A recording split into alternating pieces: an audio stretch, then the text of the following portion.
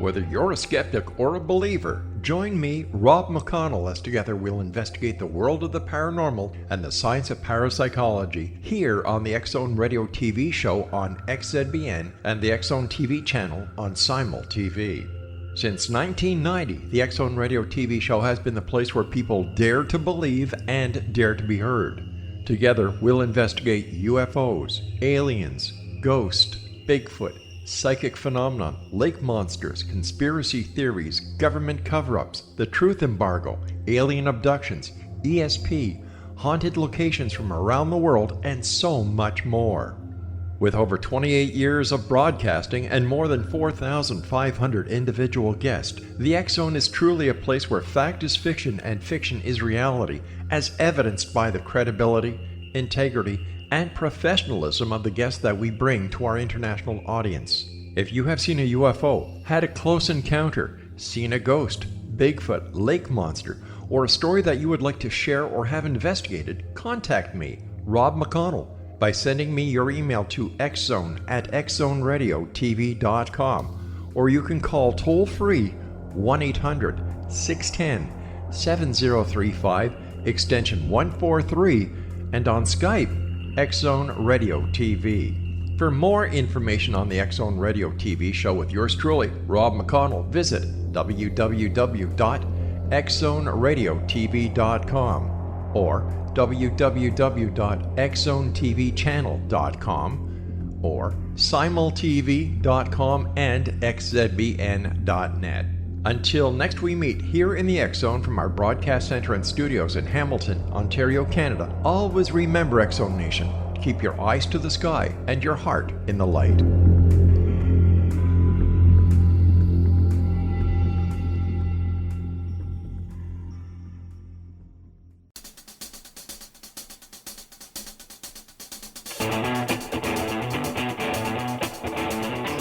Welcome everyone to Too Good to Be True. Thank you for taking the time to listen. The subject for today's show is the 1969 moon landing. Before we start getting into details, let's just briefly talk about psychic insight and how we apply it. We choose a subject and research it, and based on that research we determine what we think needs to be explained by creating a series of questions. Then Justina provides psychic insight to answer those questions. The psychic insight is narrated towards the end of the show. Accepting the psychic insight is a question of individual belief. Now let's go through the disclaimers. Here are the disclaimers. Neither of us claim to have any expertise in any subjects that we discuss. We relate information we find through research and the psychic insight. We are always delighted to hear from the listeners. The show only lasts an hour. We don't have the time to present exhaustive research on any topic. This means that there will be information that we miss. We want to provide a basis for the psychic insight. We don't care if a theory turns out too good to be true, as the show name suggests. We are only interested in finding out more of the truth about topics. Spirit can only relate insight that is appropriate for our time in history.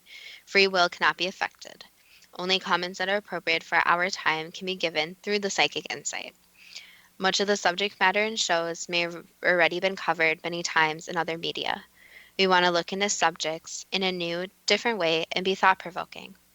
We are not so good with pronouncing names, we apologize, and neither of us have any particular knowledge of history, politics, or aerospace. If we have misstated anything, we apologize. On the 20th of July 1969, Neil Armstrong and Buzz Aldrin landed the Apollo 11 lunar module, Eagle, on the moon's surface. So we are now at the 50th anniversary of the first moon landing.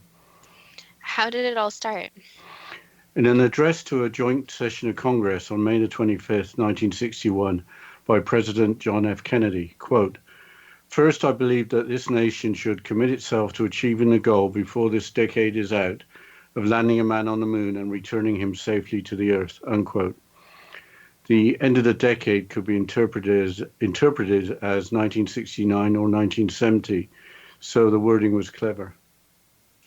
How was that part of the speech received? Without applause. But the speech was apparently more about the Cold War than space travel, according to the Fast Company website. Quote, "At that moment, 4 months into his presidency, Kennedy had previously suffered 2 worldwide humiliations. On April the 12th, the Russians had launched the first person into space, and just a week later, US-backed forces invading Cuba at the Bay of Pigs had been routed and then captured by the army of Fidel Castro, resulting in what was widely regarded as a military debacle, a Cold War defeat, and a moment of political amateurism and embarrassment, unquote. In 1961, the United States were behind the Soviet Union in the space race. Earlier in 1957, the Soviet Union launched the first satellite, Sputnik 1. On April 12, 1961, Russian cosmonaut Yuri Gagarin orbited the Earth in Vostok 1 to be the first person in space. So, was Kennedy's speech the start of the United States space program? It had already started under the previous president, Dwight D. Eisenhower. In 1959, the Mercury program commenced following the creation of NASA in 1958. The first American in space was John Glenn, who in February of 1962 orbited the Earth. But later that year, there was a terrifying turn of events. That was the Cuban Missile Crisis that put the world on the brink of destruction. Yes, the History Channel website provides an overview. Quote, during the Cuban Missile Crisis, leaders of the US and the Soviet Union engaged in a tense 13-day political and military standoff in October 1962 over the installation of nuclear-armed Soviet missiles on Cuba, just 90 miles from US shores. In a TV address on October 22, 1962, President John Kennedy notified Americans about the presence of the missiles, explained his decision to enact a naval blockade around Cuba, and made it clear the US was prepared to use military force if necessary to neutralize this perceived threat to national security. Following this news, many people feared the world was on the brink of nuclear war. However, disaster was avoided when the US agreed to Soviet leader Nikita Khrushchev's offer to remove the Cuban missiles in exchange for the US promising not to invade Cuba. Kennedy also secretly agreed to remove US missiles from Turkey, unquote. Then there was something rather unexpected. In 1963, President Kennedy suggested collaboration with the Soviet Union for space exploration, again from the History Channel website. Quote, much had changed by 1963, however. Relations with the Soviet Union had improved measurably. The Cuban Missile Crisis of October 1962 had been settled peacefully. A hotline had been established between Washington and Moscow to help avert conflict and misunderstandings. A treaty banning the open-air testing of nuclear weapons had been signed in 1963. On the other hand, U.S. fascination with the space program was waning. Opponents of the program cited the high cost of the proposed trip to the moon, estimated at more than $20 billion. In the midst of all of this, Kennedy, in a speech at the United Nations, proposed that the Soviet Union and the United States cooperate in mounting a mission to the moon. Why, he asked the audience, therefore, should man's first flight to the moon be a matter of national competition? Kennedy noted, the clouds have lifted a little in terms of US-Soviet relations, and declared, the Soviet Union and the United States together with their allies can achieve further agreements which spring from our mutual interest in avoiding mutual destruction, unquote. This approach had been suggested as a means for Kennedy getting out of his commitment to fly to the moon by the end of the decade by manipulating anti-Soviet public opinion. Alternatively, it could have been a means of continuing the program by sharing the massive cost. The speech at the United Nations was made on September the 20th, 1963.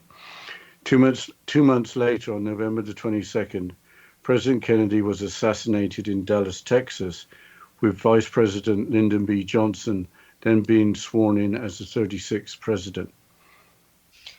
What changed under President Johnson? The idea of collaboration with the Soviet Union was dropped.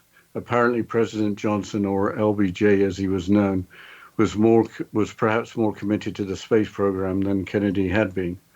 The following is again from the History Channel website.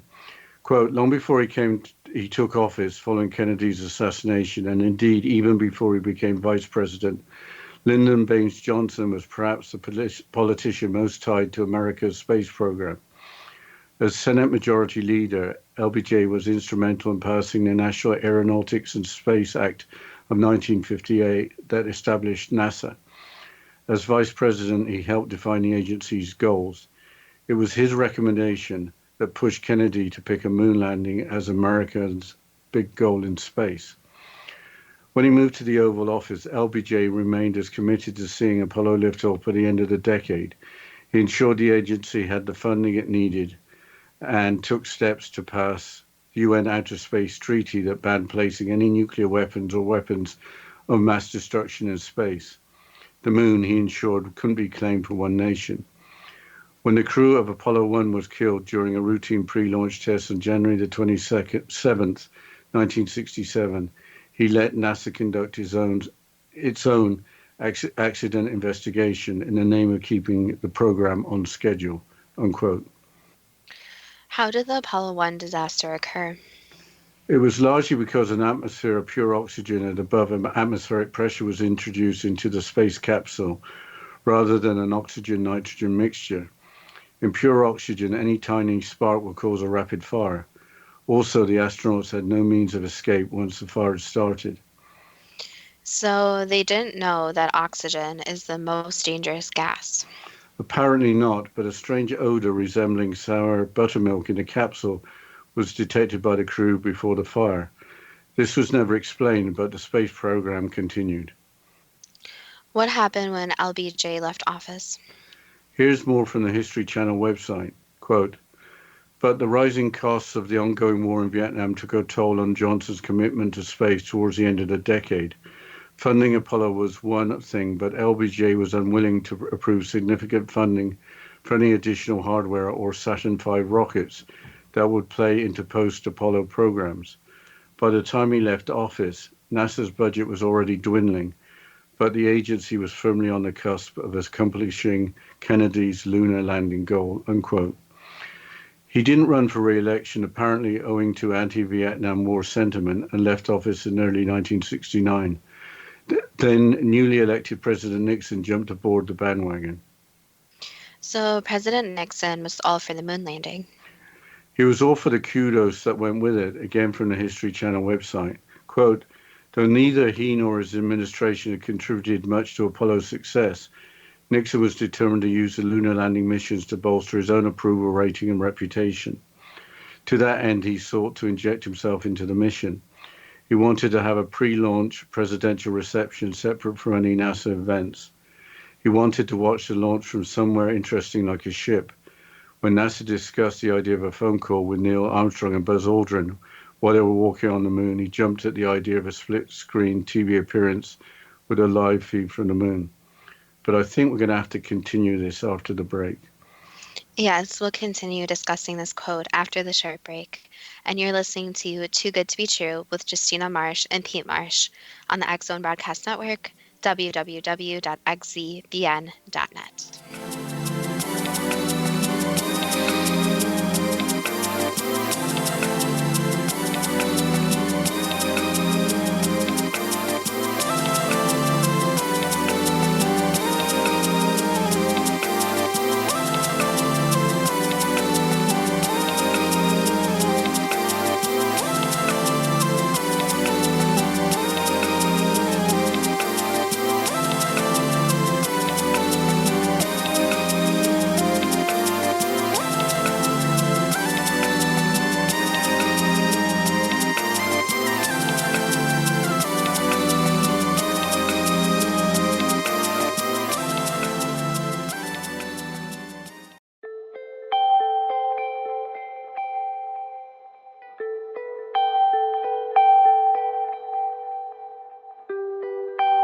It's hard to listen to the news without realizing we're living in volatile, unprecedented times.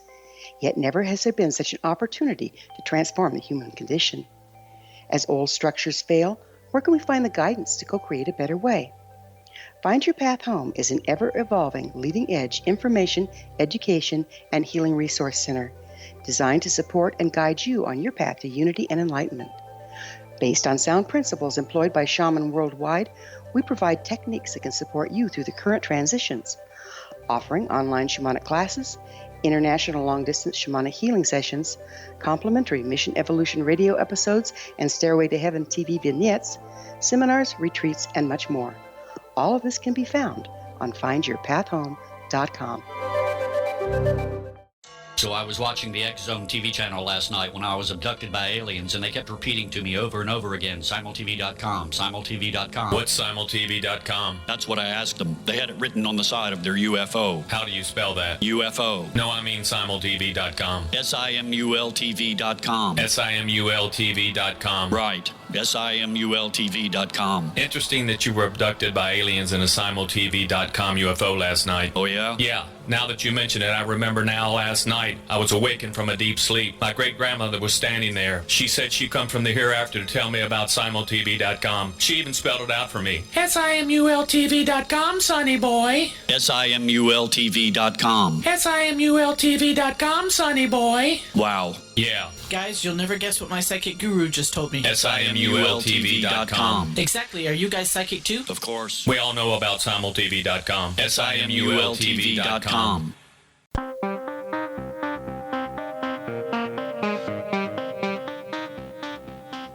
Fact too good to be true.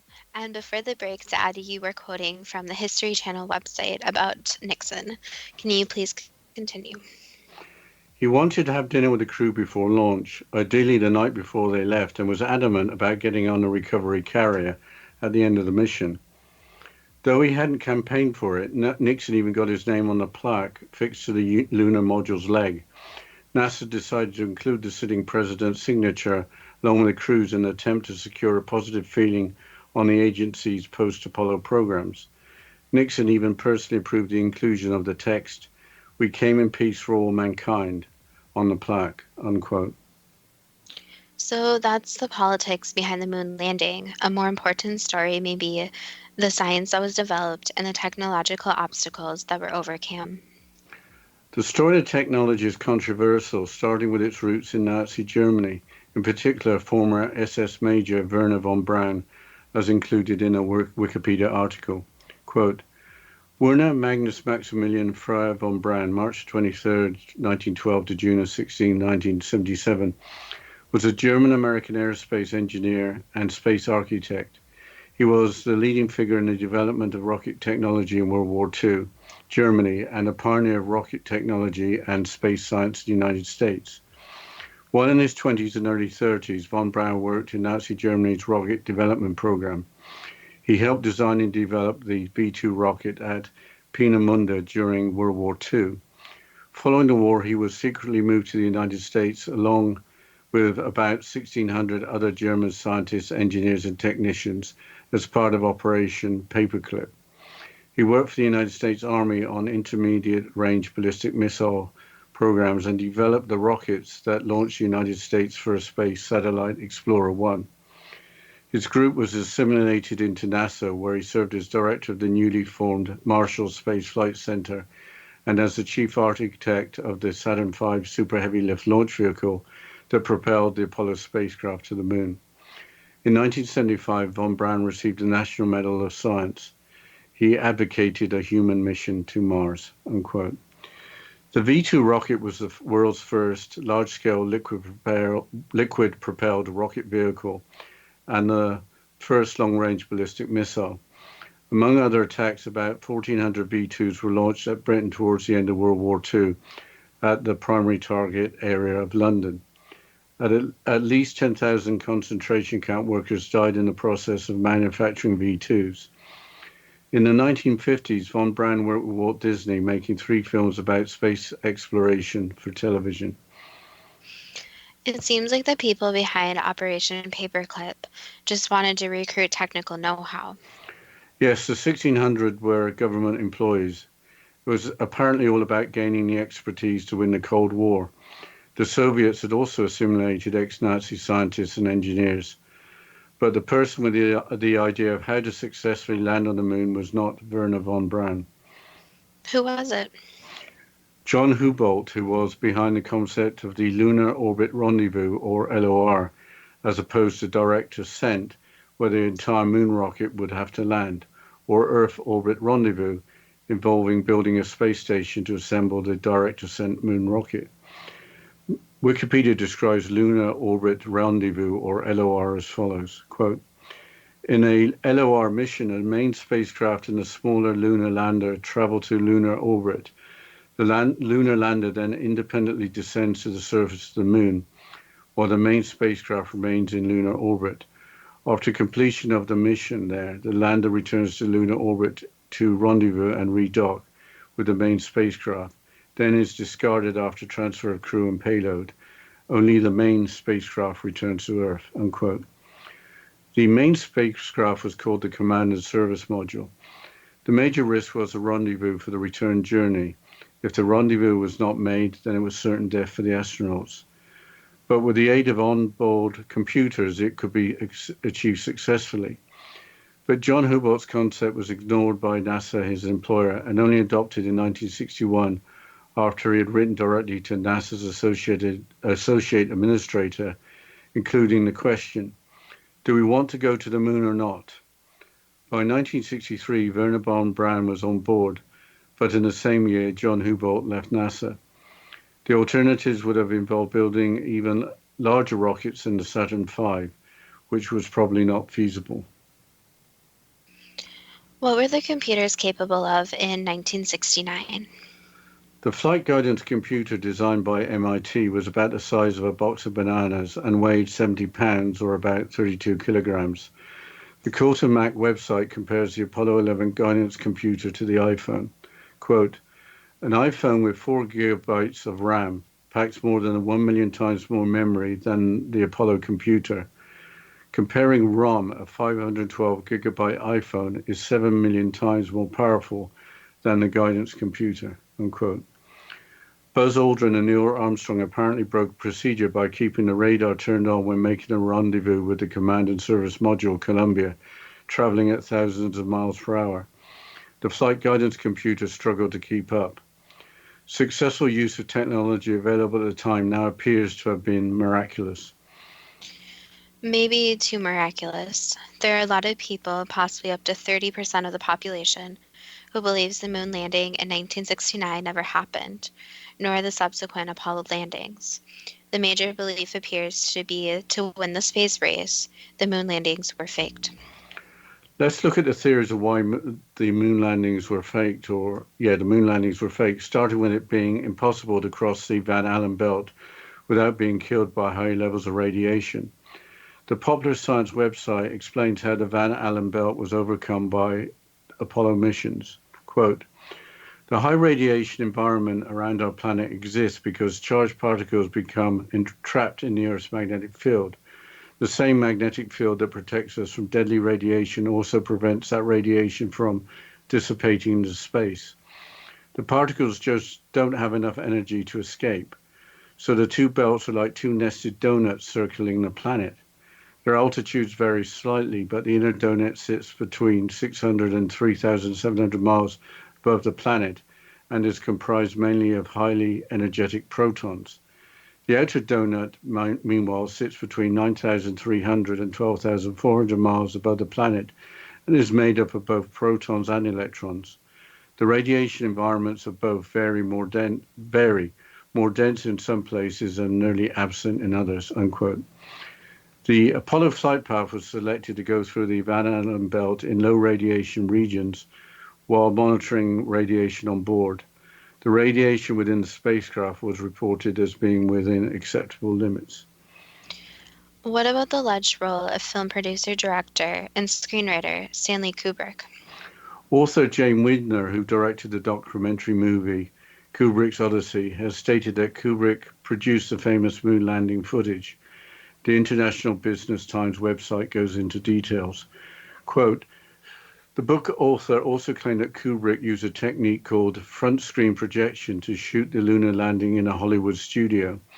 The technique involves the creation of an elaborate backdrop and projecting it on a clear reflective surface. The same technique was used for the 1968 movie 2001: A Space Odyssey. Widner also claimed that Kubrick used the Space Odyssey movie as research on how to pull off the Apollo landing videos. The author pointed to certain film fingerprints that can be detected in both the 1968 movie and the 1969 landing footages. The theory was refuted by Kubrick's daughter Vivian in a tweet. There are many very real conspiracies that have happened throughout our history, but claims that the moon landings were faked and filmed by my father, I just can't understand it.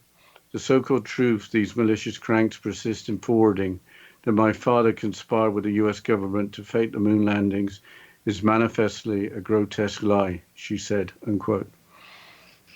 What about the Coca-Cola bottle incident?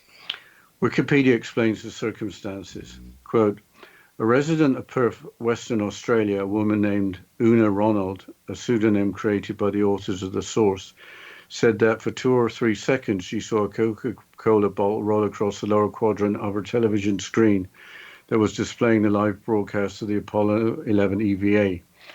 She also said that several letters appeared in the West Australian discussing the Coca-Cola bottle incident within 10 days of the lunar landing, unquote. EVA stands for extravehicular activity, or walking on the moon. However, the Coca-Cola bottle sighting was apparently not reported for any other viewer, but Australia was a big part of the events that day. What happened in Australia? The Parkes Observatory in New South Wales made it possible for Neil Armstrong to be seen stepping out of the lunar module. NASA switched the signal between the 3 tracking stations and got to the Parkes signal 8 minutes into the broadcast. The tracking stations had to be in line of sight to receive transmissions. The PRI website explains that the pictures arriving on our television screens at the right moment almost didn't happen. Quote, on the day of the moonwalk of all days, a violent squall hit the telescope. The dish was fully tipped over waiting for the moon to rise, and minutes before Buzz Aldrin was to switch on the television camera, the squall hit with very high winds, including 2 gusts of 110 kilometers per hour, which actually pushed the dish back, causing the tower that's sitting on it to shudder and sway, said John Sarkeesian, an operations scientist at Parkes Observatory in Australia. This was a very close call right before prime time, but there was a twist of fate. But I think we're going to have to mention that after the break. Yes, we'll continue after this short break, and you're listening to Too Good to Be True with Justina Marsh and Pete Marsh on the X Zone Broadcast Network, www.xzbn.net.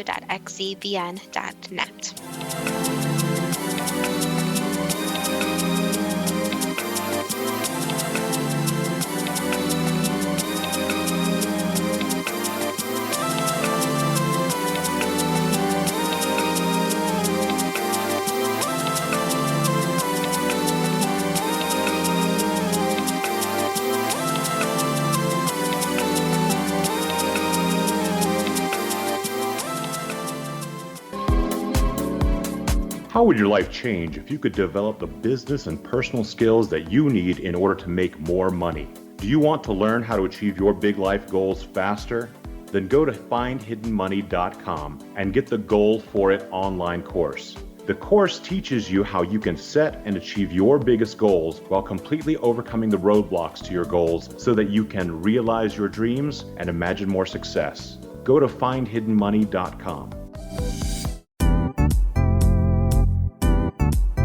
Memorable dynamic presentations are a not-so-secret weapon in the business world. Do you have a powerful message that must be shared, but you haven't found a way to deliver that message? Do you want to be known as a top public speaker who gets amazing results? Are you ready to create and deliver your powerful message? Thomas Hides can help you create and deliver your speech to get the results you desire. Visit iconquality.com. Did you expect your business to flourish, but instead it plateaued or didn't get off the ground yet? Would you like to achieve massive goals and discover new sources of income within your business? When you're ready to experience that type of success with fast results, Cindy Hendricks is the business coach for you. Her work with entrepreneurs and business owners has been life-changing. To get you and your business where you want to be, go to imaginemoresuccess.com. Has the fear of public speaking stalled your business or personal life? What would you give to develop and maintain supreme confidence? Have an invaluable private program to always perform at your best. Imagine how you would feel. You can have all that and so much more today with Thomas Hyde's life-changing course called Number One Fear Unleashed. Visit numberonefear.com and be liberated from your fear of public speaking.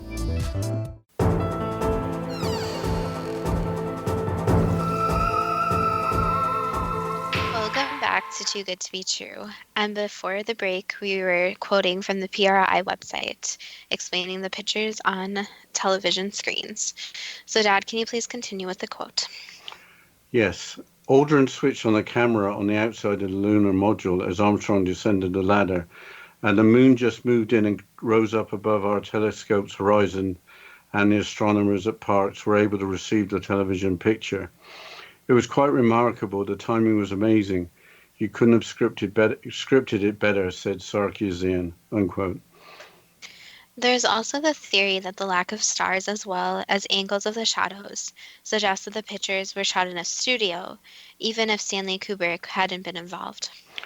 Apparently stars were only seen when orbiting the moon. Sunlight or reflected light from the Earth washed out the light from the stars. An episode of Mythbusters in 2008 demonstrated that the shadows in pictures taken at a time were as would be expected in terms of being at the correct angles. The weirdest story for me is that NASA erased the tapes of the Apollo 11 moonwalk.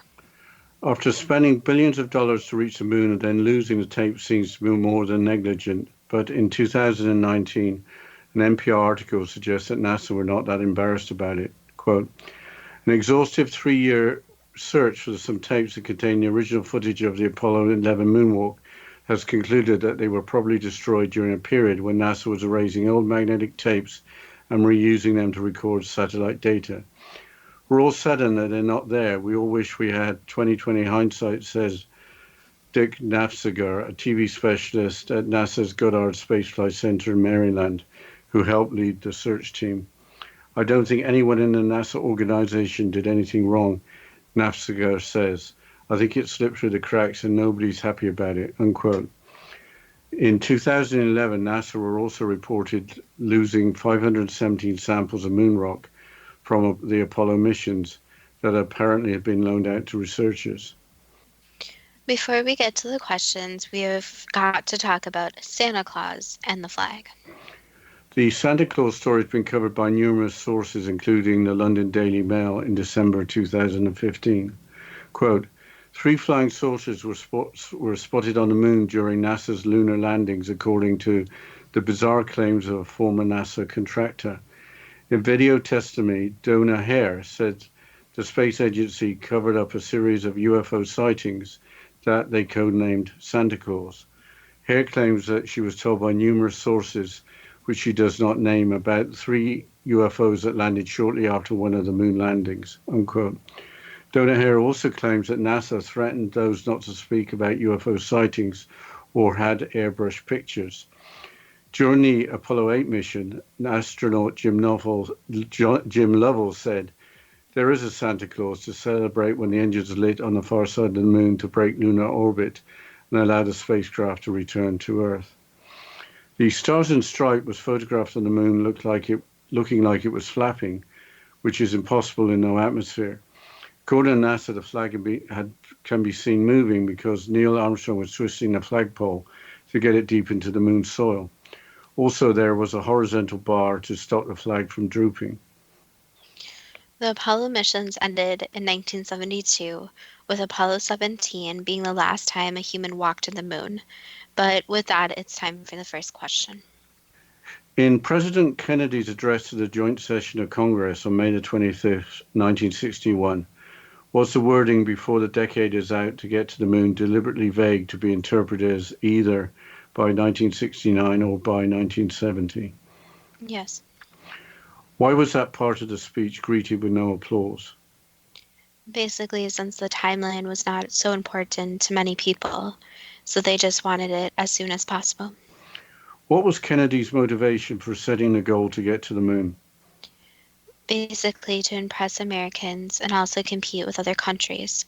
So it was almost like showing that Americans had accomplished more than other countries and to have those bragging rights.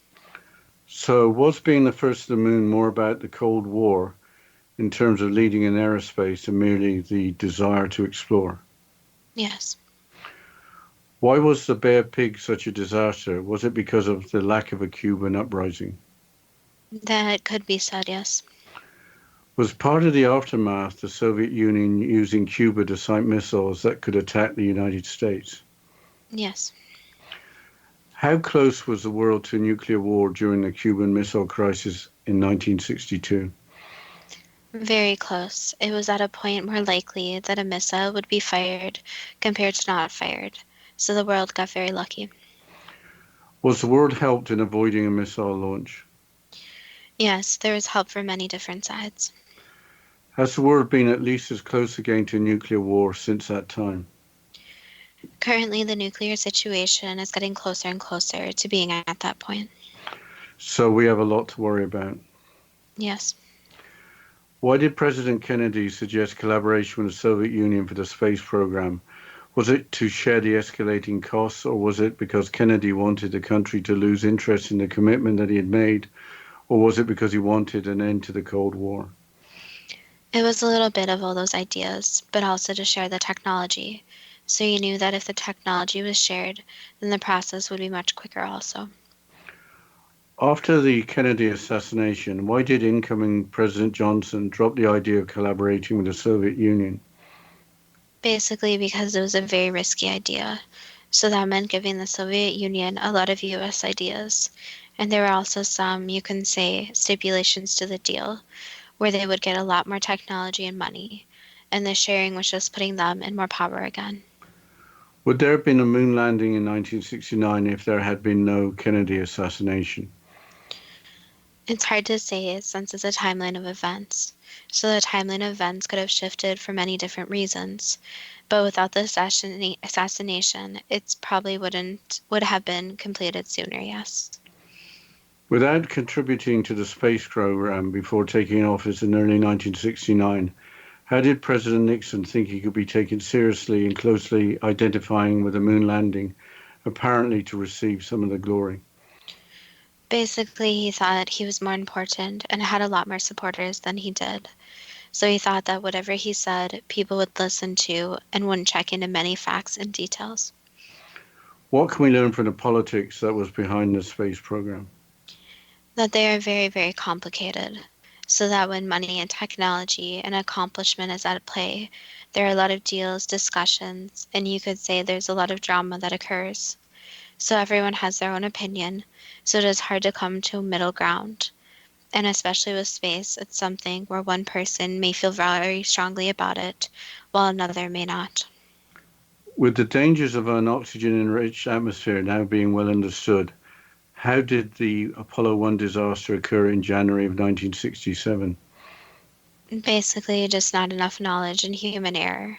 So people were not careful enough and did not do all the safety checks and realized how dangerous everything was. So you could say some small corners were cut with the knowledge that they were being cut. What was the source of the strange odor in the Apollo 1 capsule resembling sour buttermilk that was reported by the crew before the fire? It was the beginning of the fire, so it was the heating where the fire was caused from. So you can think of it as a smell where something is melting and burning, but just before the smell. Changing subject to Werner von Braun and Operation Paperclip, would the first moon landings have been possible on schedule without the help of Nazi rocket scientists? It would have been very difficult without the help. So the simple answer is probably not. But again, it really depends on the timeline and the shifts in the timeline. Was it necessary for Werner von Braun to join the SS to rise to becoming a leading expert in rocket technology in Nazi Germany? You could say that, yes. Was von Braun's involvement in broadcasts for Walt Disney in the 1950s planned as part of his rehabilitation in the public mind after rising to the rank of major in the SS? Yes.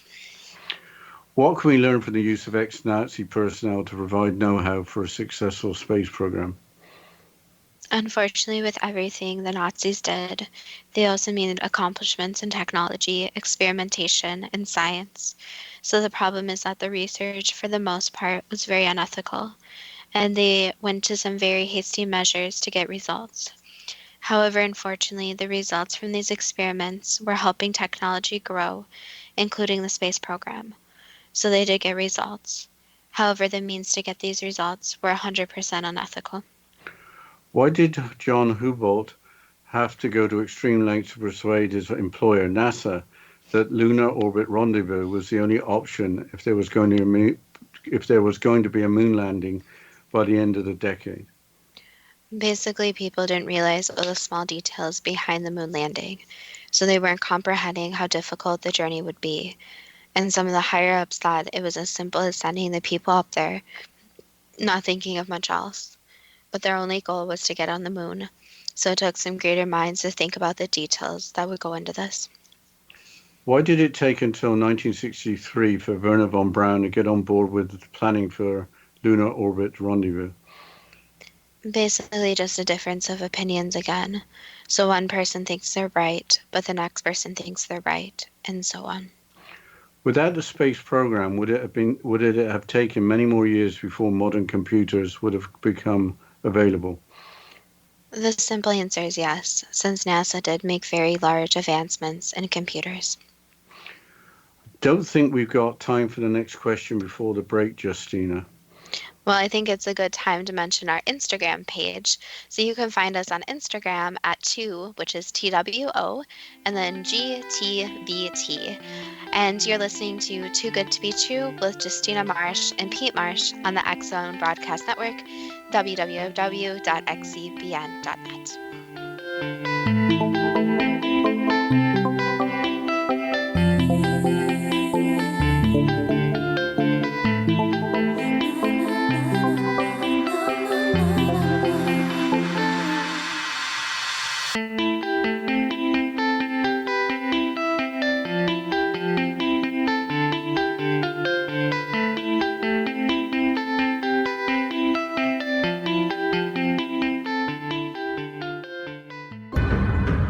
If you are looking for a safe, zero-calorie natural option to the harmful artificial sweeteners on the market today, Just Like Sugar is what you're looking for. Just Like Sugar is a wonderful natural alternative for those health-conscious people who choose a calorie-restricted diet with a great, pure, sweet flavor that tastes just like sugar. Just Like Sugar is a great natural option for people suffering from diabetes and may be useful in restricted diet programs where standard sugars are not allowed and does not cause a laxative effect of some other sweeteners. Just Like Sugar comprises a perfect blend of chicory root fiber, natural calcium, natural vitamin C, and Just Like Sugar's sweetness comes from the natural flavors from the peel of the orange. Just Like Sugar is a natural alternative to harmful artificial sweeteners and will change the way that you believe all natural sweetener products taste. Just Like Sugar is available at your local Whole Foods markets, Wild Oats markets, Henry's, Sun Harvest, and many other fine natural food stores in the U.S., Canada, and worldwide. They are here, and they've been here for thousands of years, making their presence known in the shadows. They might be seen by a lonely motorist on a deserted road late at night, or by a frightened and confused husband in the bedroom he is sharing with his wife. But who are they? What do they want? Why are they here? Perhaps most concerning, has the government been aware of their presence all along? The new book by L.A. Marzulli, UFO Disclosure, the 70-year cover-up exposed, delves into the world of UFOs. Can full disclosure be soon? Order now and receive a free hour and 37-minute DVD on the UFO phenomenon. UFOs are real. Get both the book and the DVD, a $40 value, for only $19.99. To order your book and DVD today, go to lamarzulli.net. That's LAMARZULLI.net. You have heard of the X-Zone?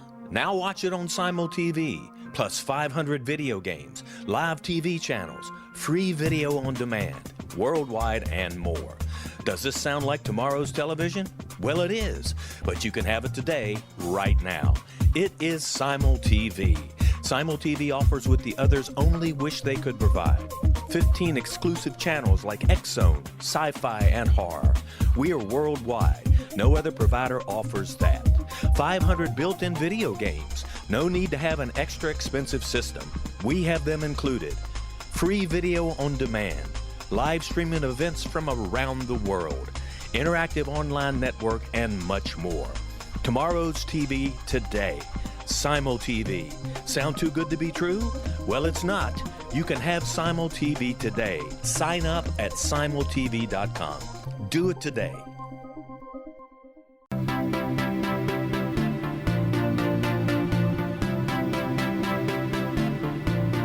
Welcome back to Too Good to Be True. And before the break, we are going through the psychic insight about the 1969 moon landing. Dad, can you please continue with the questions? What can we learn from a maverick in John Houbolt having to provide the most efficient hardware solution in the lunar orbit rendezvous? Basically, that the jumps in technology happen very quickly, and that some minds, great minds, went into those. And also that when there's a solution, most of the time humans can get to some type of way to get there. So once they know exactly what they need to do, the technology kind of falls into place in a way. How much did the Soviets know at the time about the progress of the moon landing, including the creation of the flight computer that weighed 70 pounds?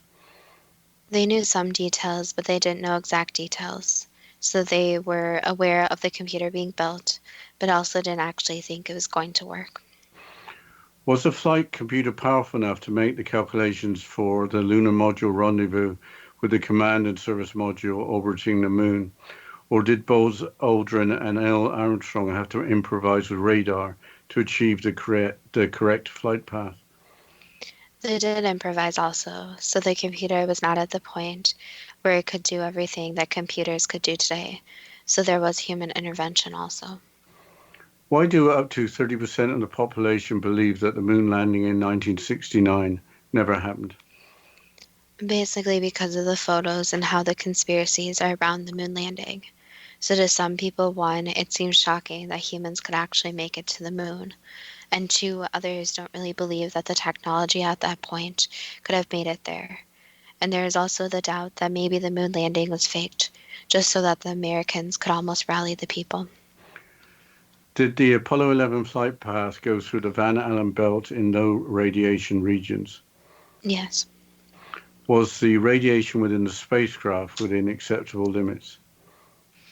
Acceptable is a very difficult word, especially when it comes to radiation, but based on current limits, yes.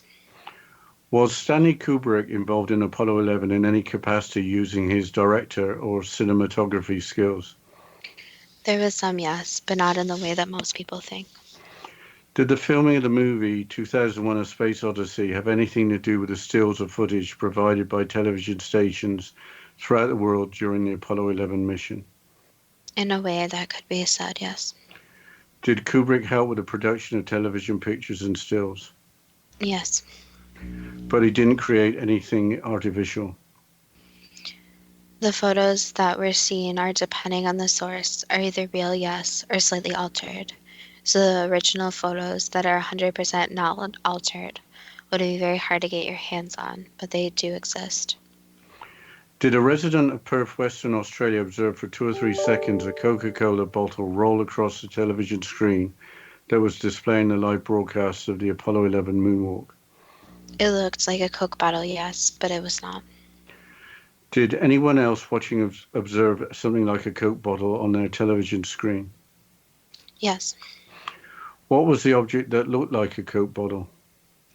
It was actually a very unusual rock, so it was not actually a bottle.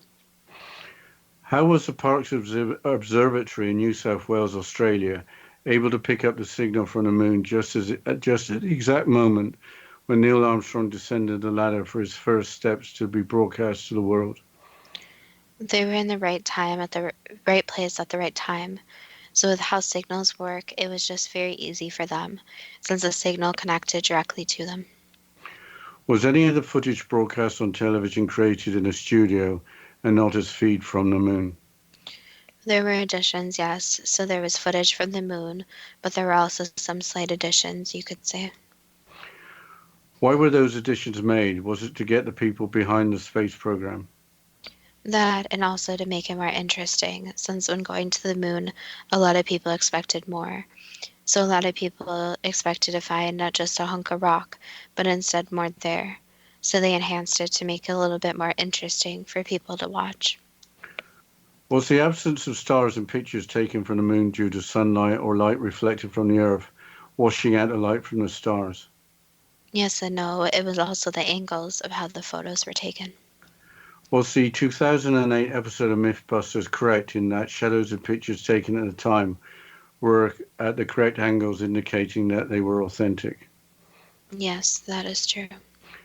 After spending almost a decade and many billions of dollars to reach the moon, how could NASA erase the tapes of the Apollo 11 moonwalk? Unfortunately, that's just stupidity, and also they don't want just anyone to get their hands on the tapes, so they didn't want anyone else to have the footage. Why wouldn't backups be made and carefully stored in vaults? They were. Is there anything you could say about the tapes not being available now? They're not available to the public, but there are some still existing. Again, with all the expense and effort, how could NASA lose 517 samples of moon rock that apparently had been loaned out to researchers? That was just a big, huge mix-up, so that was not NASA's fault. There was more the responsibility that was not there, and they shouldn't have loaned them out in the first place. Were 3 extraterrestrial craft spotted on the moon during NASA's lunar landings? There were unknown objects spotted, yes. Is there anything you could say about them? They were of strange origins, so they were not human. Were the sightings that were codenamed Santa Claus covered up? You could say that, yes. Did NASA threaten individuals not to speak about extraterrestrial craft sightings? That could be said. Had NASA airbrushed pictures to remove any content resembling extraterrestrial craft? Yes. During the earlier developmental Apollo 8 mission, did astronaut Jim Lovell say, "There is a Santa Claus," merely to celebrate the engine's lighting on the far side of the moon for a safe return to Earth? There was more to that statement than just that. Were humans helped by non-humans to get to the moon? Humans were helped by outside forces and more advanced technology from places other than human knowledge. Did the US flag photographed on the moon look like it was flapping because Neil Armstrong twisted the flagpole to get it deep into the moon's soil? Yes. Did a horizontal bar keep the flag supported and visible rather than drooping with no atmosphere to support the fabric? Yes. Aside from the power of the medium of television, what can we learn from the reality of the moon landings in July of 1969, as opposed to the content that was provided on the world's television screens? Basically, the hardest part about any significant event is that even back then and today, pictures can be changed, videos can be altered, information can be changed fully. So the hardest part is that anything technology-wise is in a state now, even more than then, that can be changed and altered to whatever people want. So it is up to each person to believe in what they want to believe in, and if something is real or fake. And the significance of the moon landing was obviously very high for the people. However, there are always going to be people who doubt it. And NASA wanted to make sure it was an event that everyone would remember, which means not everything was 100% true. So that needs to be kept in mind for future events and especially space travel. It's very difficult when someone is feeding you information, as you cannot see the input information for yourself. Why is there renewed interest in space travel and perhaps getting a woman to the moon and to achieve a landing of persons on Mars? So for a woman to get to the moon, it is just the interest of equality and getting a female there. And for going to Mars, it goes back to building on Mars and making it almost vacation spot, eventually a more permanent place for humans to live. So this mission to Mars would be the next step, so is the moon. And now a lot of people feel it's time to discover and explore another place. Was an aftermath of the Apollo missions people becoming accustomed to moon landings with no great interest in continuing? Yes and no, that and they didn't think that the expense was worth it anymore. So the money was too great for them, for the payoffs they were seeing.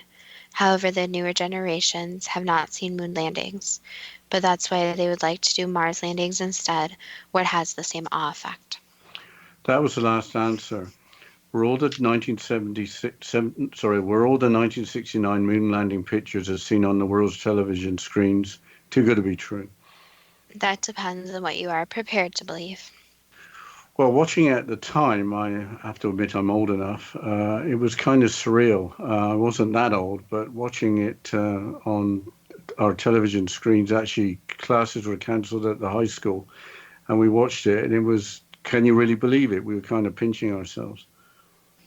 I think the strange thing from my perspective is I never saw any of the moon landings because I'm too young for that.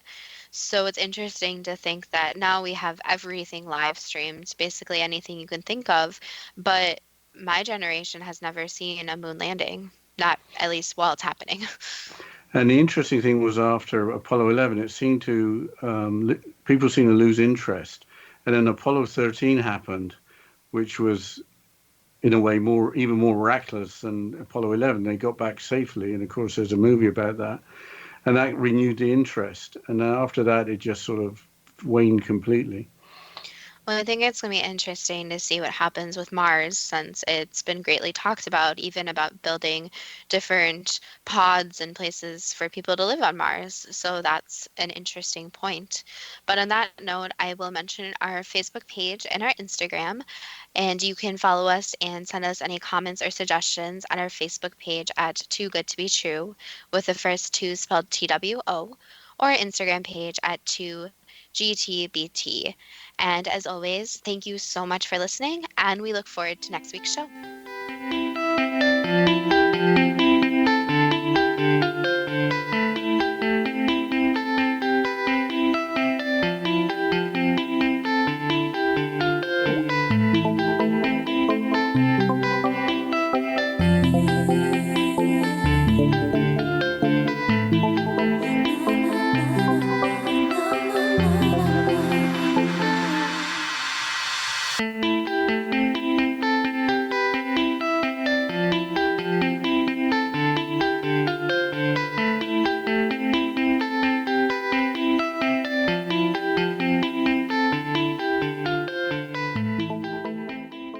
Little children aren't the only ones afraid of the dark.